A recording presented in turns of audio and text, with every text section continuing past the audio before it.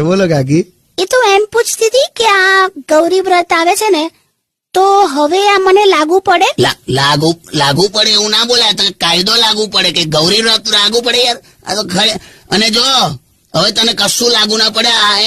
આ રિઝલ્ટ આવી ગયું તારી સામે. યા આઈ નો આઈ ફેલ્ડ.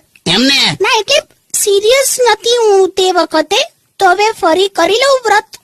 ફરી એટલે અલે કુંવારી છોકરીઓ કરે યાર. ઓ એવું હોય? આઈ થોટ યંગ છોકરીઓ કરે. લા એટલે તું બંનેમાં ના આવેલી, કુંવારીમાં પણ ના આવે ને યંગમાં. તો આનો કોન્ફિડન્સ જોઈ લે. હા જોઉં છું. શાંતિ રાખો કાકા. ઉભા રહો એક મિનિટ. કાકી હવે તમારા મેરેજ થઈ ગયા છે.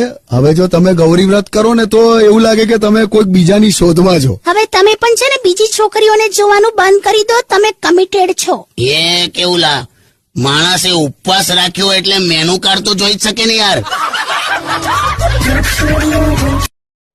હેલો માય યુટ્યુબ ફેમિલી, તો કેમ છો બધા? તો મારી પોસ્ટ, રીલ્સ અને કોમેડી વિડીયોઝ તમને સારા લાગતા હોય તો પ્લીઝ લાઇક, શેર અને કોમેન્ટ કરીને મારી ચેનલને સબસ્ક્રાઇબ કરજો.